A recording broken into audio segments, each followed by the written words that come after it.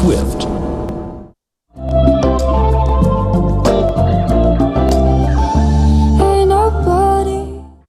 While we wait for the semi-finals and the finals, let's give all the teams a level pegging and see who are top performers and what Matthew Hayden and Anil Kumble think of the standout players of this year's tournament. Let's look at the top order, shall we? First up, as we build up. Something fun, something exciting. Right, Quinton de Kock, what a tournament he's at, 400s. Could he add another in the semi-final? David Warner continues to pile on the runs, one short of 500. Edos. Rohit Sharma, we've just spoken about. Nice to see Malan then, what's been a forgettable campaign for England. Fakhar Zaman, well, Fakhar Zaman's out there with 220. We've put him as a left field opening choice. QDK for me has been that player, standout player.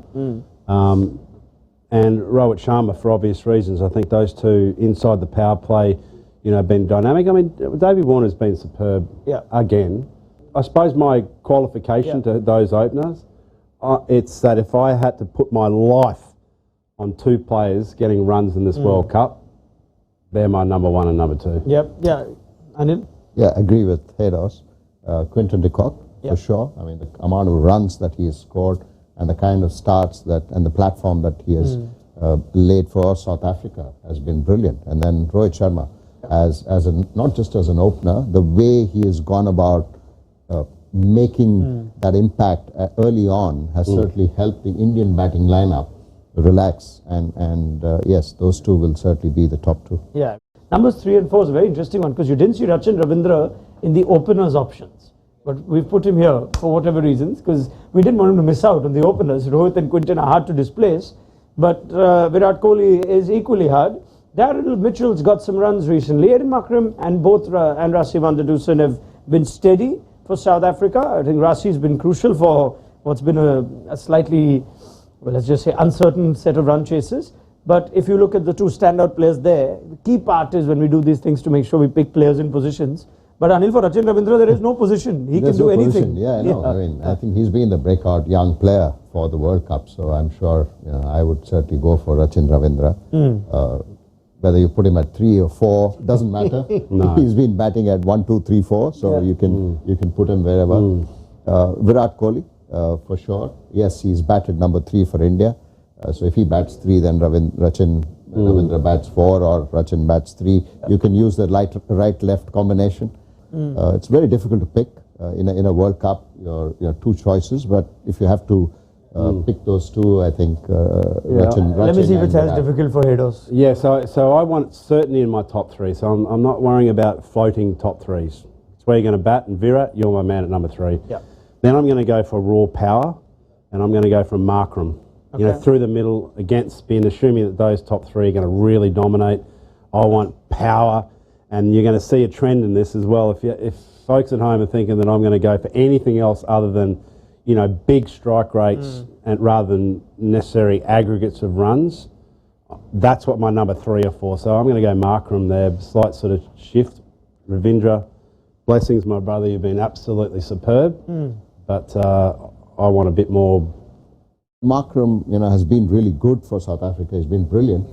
But when it's come to batting second, he hasn't really been the one who's sort of pushed. It's a great insight into how selections work, though, because you do get this feeling. So it's a gut feeling thing, And what I'll say on this occasion, just so we can move on, is that I'm willing to concede. Very good. You're a good man. You've always been a good man. Finally, Quinton de Kock, Rohit Sharma, Virat Kohli, Rachin Ravindra. That's a heck of a top 4 on form. And now let's get some of our X-Factor players. You already saw some quality players there, but imagine a team that number 5 or number 6 batters. I think this will be a short discussion because the first word starts with Glenn and the second word starts with Maxwell. So that takes care of number 5. And number 6 is an interesting one. Heinrich Klaasen's got a bit quiet after starting the tournament well and getting 100. KL Rahul too, who put in that terrific performance under pressure against Australia. Azmatullah Omarzai, he's made a real impact. Could he possibly squeeze in as an Afghan contender in this team? Right, Anil? Yeah, I would certainly go for Azmat, for sure. I mean, of course, Glenn Maxwell, he's played the innings of a lifetime.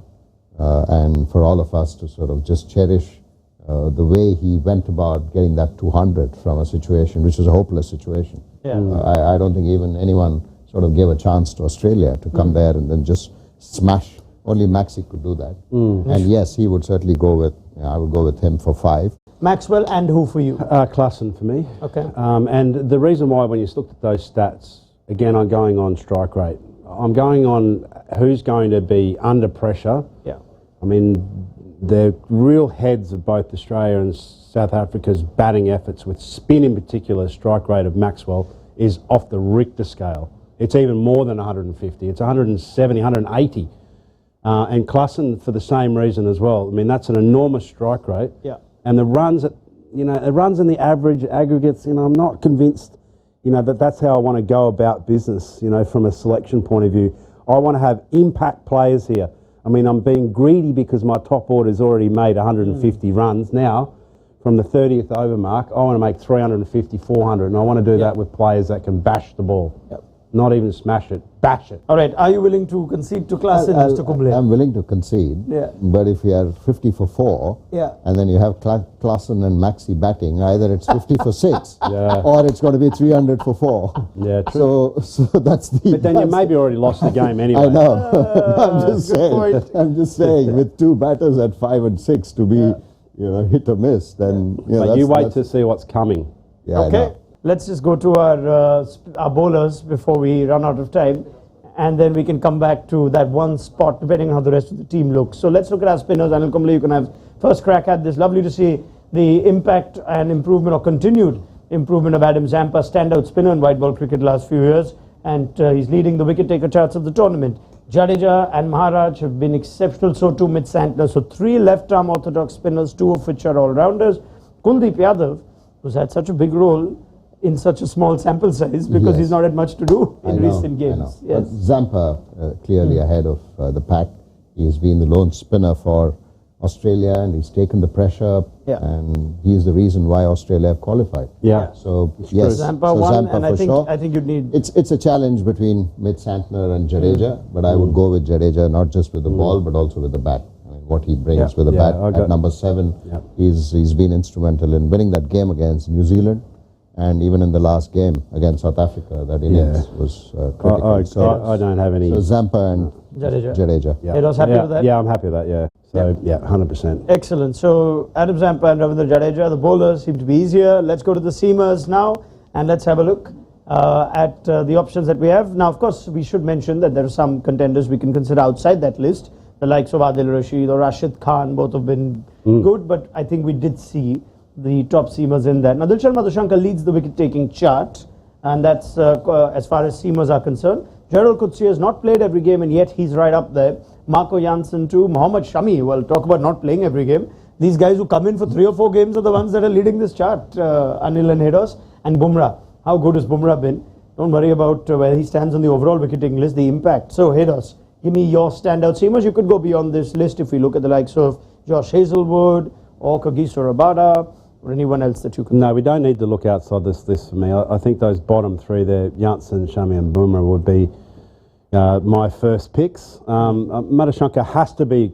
That'd be a tough break. When you sit around a table, there's always an outlier where you go, oh, he's performing so nicely, left arm option, but for me it's also Jansen's contribution with the bat. He can come in again if as Anil said, you're 4 for not many, and then you've got that bit of extra batting depth, he can be superb. Plus, in these conditions, you've got 3 bowlers there that genuinely swing the ball. Now, you think of those other names that we're leaving off, they're not swinging balls. Australia has not taken wickets in the power play. It's been hopeless. As much as it's been an incredible bowling unit, the fact is that it's sort of wobbled, scrambled seam is not working. And so those 3 guys presenting the seam perfectly have been the options for me. Agree with Hedos. Yes, Madhushankar will miss out, but he's been brilliant. He's a standout performer for Sri Lanka, and he's the future. It's a great thing to see. Look at a young fast bowler coming in and do so well in his first World Cup.